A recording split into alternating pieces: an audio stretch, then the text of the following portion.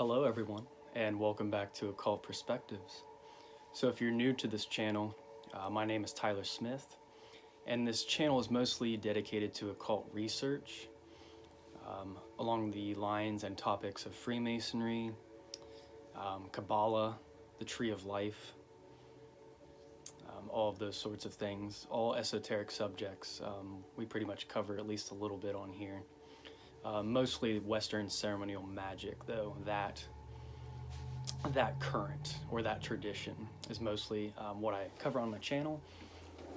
I hope you all have been extremely well. This is a video I didn't really have planned out. We're just going to see how it goes. But I think I wanted to talk about the Watchers or the fallen angels a little bit in this video, how it ties in with the Luciferian archetype, and what it all means, not only on a mythological or a story level, but also on a personal level and what it can mean for each of us. If we are watchers, indeed, if we are those who are observing humanity, guiding humanity, and helping in humanity's evolution. We want to be a catalyst for the growth, of humanity. So let's get into it a little bit.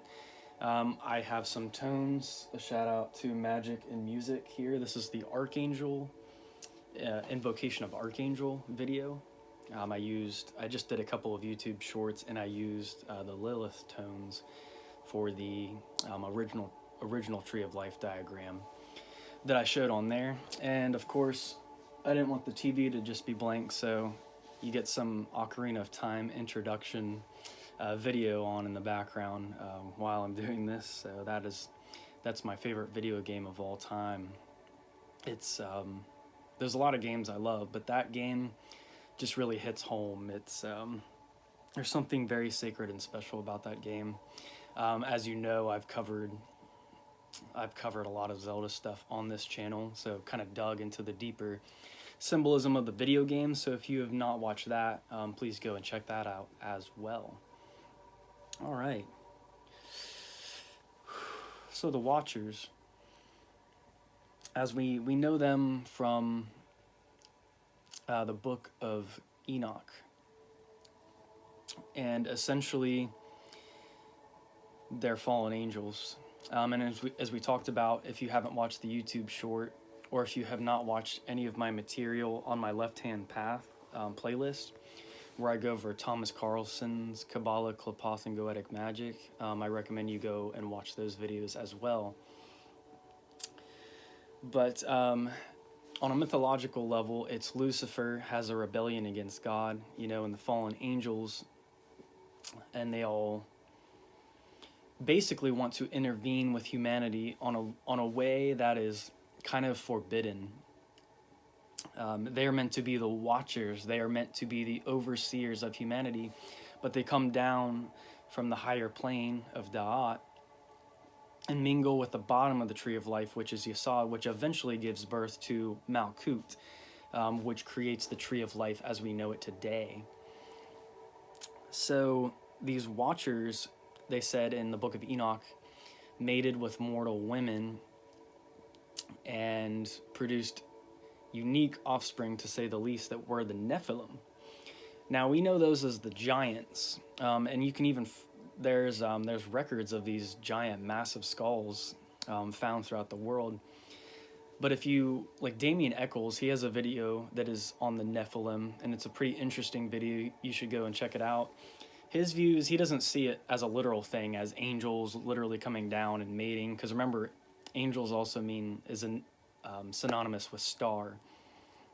But it's more of a cosmological allegory, but it does have its roots in there. There is something to the whole sexual thing, because as we know, DNA and which lines, especially in the Bible, there's always this emphasis on the bloodlines. You've got Aaron and Moses and Jesus and King Solomon and all these figures. It's like this priesthood that goes down the line. So this mating of these fallen angels with humans, or they're mixed with them, they taught them, the art of things like makeup, how to apply makeup, and how to even create weapons and all that. And that all has ties with Cain. It all goes back to him because he was the first. He and his lineage are the ones who were basically like the earlier, I guess you could call them, it's more than just blacksmiths, but they were craftsmen. That's where the line of the craftsman really comes, is from actually Cain. And there's some other biblical characters you learn about that has connections with that. And there's even the whole, path of Cain, which is a interesting thing because, as we know, Abel, he brought his sacrifice to God and he favored it over Cain's sacrifice. And then Cain turned around and actually sacrificed Abel, which was the ultimate sacrifice, and by many considered to be the first evil act, after the fall of humanity. That's really when there was more of it's one of those stories of polarity where there's another division that takes place. There were divisions that were already taking place even in the Ein, the no thing, before creation. There was the half that wanted creation and the other half that didn't. Or maybe it was the Ein Sof, the limitless all, at that level of creation. But it was even before the tree of life was formed, one of those three outer layers on the tree of life. So that kind of covers a little bit of what the fallen angels or the watchers are. If you take this into your own personal being and into your own life, many of us are like fallen angels.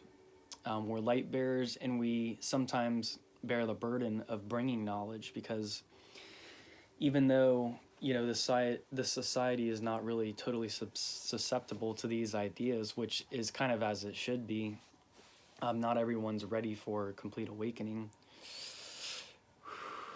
But there are many people who are born with like an intuitive understanding that they are more than just human. They incarnated here specifically to help in a beneficial way, humanity's evolution, their understanding, their consciousness. And the Watchers, even the name Watchers, just saw the all-seeing eye on Sheik back there on the TV. The Watchers watch. Me personally, I've always been an observer. I've always watched, what's going on around, and oftentimes more of an observer than a doer. More speculative, if you will. You can kind of scan the area, scan the energy, and then you can make your calculated move from there. You don't always have to be caught up in everything that's going on. But just be present in that moment with the energies that are around you, whether they are orderly or chaotic. Remember that chaos can be utilized very well if you know how to transmute it properly. So in your personal life, if there's, the fallen angels and this whole idea of mixing with mortals is kind of an interesting idea. Not sure exactly where I want to go with this. As I said, this is totally just kind of on the fly. I didn't have a whole lot of time to think about this, so this probably won't be like a very long video. But yeah, the idea that the angels were, tempted by the beauty of mortal women, and as we see, a lot of the world can be controlled by the sway, either one way. It doesn't matter, male or female, whatever you're attracted to. A lot of people are tied down by purely the physical desires and the physical needs. But, a lot of right-hand pathers, will say, don't have sex ever, just abstinence for, just don't even, involve yourself in any of that, and just hold in the energy. And then you can access higher levels of consciousness. While this is true, there are proper ways to channel this energy using the Kundalini force, as we talked about, the Lucifer Da'at that comes into the human body, and it's in the human nervous system, the 33, the The spinal column has 33 segments. Some say 32, which that would still be the 32 degrees, or the 33 degrees, depending on how you want to view that. So, where was I going with this? So there's this whole idea of, this higher divine force entering a lower dimension. And this is where Lucifer is really he's like a gatekeeper of the two worlds. He was originally on the original tree of life. I don't have the diagram with me. But if we were to take off Malkut at the bottom, then this would be the astral plane of humanity. The original abode. There is no Malkut yet. And up here is Da'at. Here at Da'at, Lucifer was a gatekeeper. So when he opened the gate or the portal, so to speak, and involved himself down here, it's kind of the whole, forbidden fruit thing in the Garden of Eden. And Da'at, knowledge, is the fruit that man consumes in the myth of paradise. So he is like that Promethean figure, once again, that makes a sacrifice, sometimes maybe even breaks his duty or something, as the gatekeeper to bring that knowledge, that light and understanding to humanity. And as you advance on your spiritual journey, whether, this doesn't even matter which tradition you are, you start to see how you become a conduit for these energies, and how you can help bring gnosis and awareness to this plane of existence. So yeah, Lucifer is a very integral key that a lot of people seem to forget. They don't forget, but maybe they're just not aware of it because of like the Christian programming and stuff. They are programmed to see him as the enemy, so to speak. And while I'm at it, if the Secret Teachings of All Ages is in my room, I may go and grab that real quick. I might try to find some excerpts about Lucifer.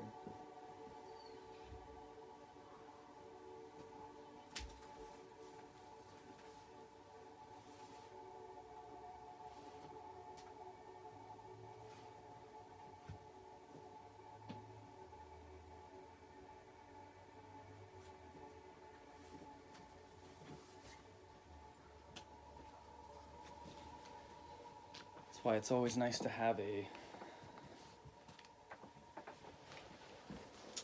index in these books, because we can find right where it's at.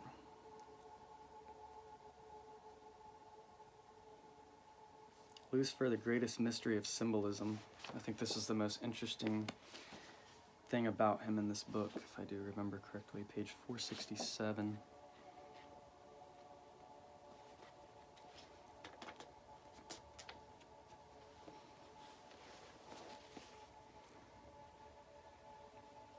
Here we go. This seems like a good section. The music just stopped there for a second. Confirmation. Lucifer is the greatest mystery of symbolism. The secret knowledge of the Rosicrucians concerning Lucifer is nowhere so plainly set forth as in these plates, which virtually reveal his true identity, a carefully guarded secret about which little has been written. Lucifer is represented by the number 741.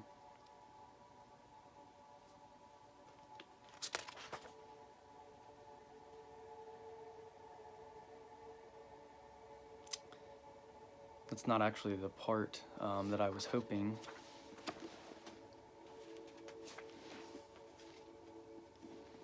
Because it's going to get into a whole bunch of mathematical, Kabbalistic stuff, which, while that is interesting, I do know that there is a more interesting section on Lucifer. If it takes me too long, I won't worry about it.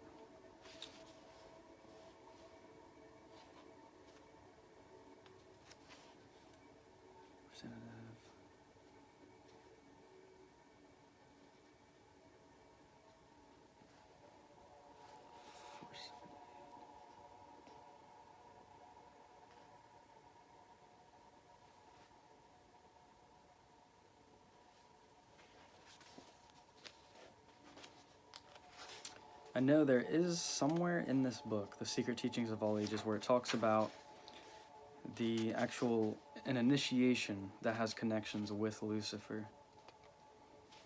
But I'm actually not seeing it in this chapter.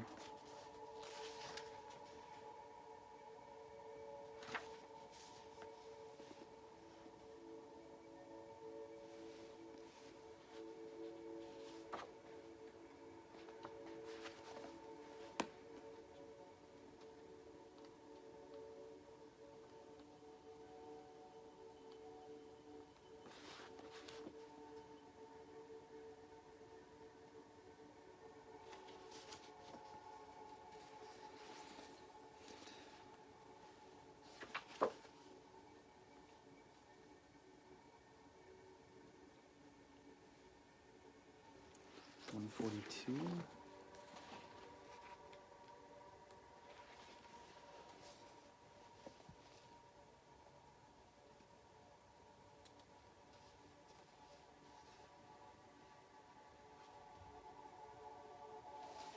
Certain Rosicrucian scholars have given special appellations to these three phases of the sun. The spiritual sun they call Vulcan, the solar and intellectual sun, Christ and Lucifer, respectively. So there it is, Christ and Lucifer, and the material sun, the Jewish demiurgus Jehovah. Lucifer here represents the intellectual mind without the illumination of the spiritual mind. Therefore, it is called the false light. The false light is finally overcome and redeemed by the true light of the soul, called the second Logos, or Christ. The secret processes by which the Luciferian intellect is transmuted into the Christly intellect constitute one of the great secrets of alchemy, and are symbolized by the process of transmuting base metals into gold. So that's kind of slightly a different view on Lucifer. But you see how it's those two basically concepts, those two different sides of the same concept.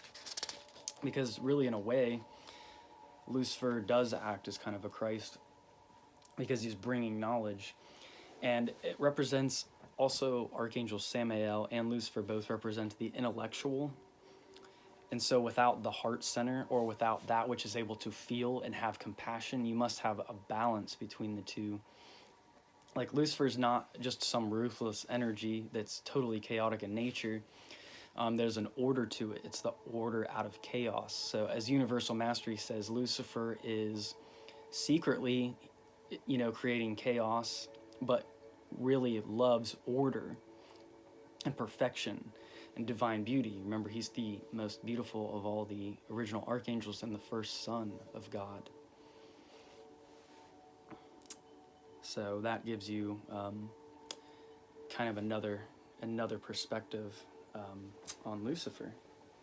So I don't know if there is anything else that I need to cover in this video. I think I will go ahead and wrap this up. So thank you everyone for watching. If you enjoyed this video, please hit subscribe. If you're not subscribed already, give the video a like, and feel free to share this content with like-minded individuals. So as always, peace and blessings, and until next time.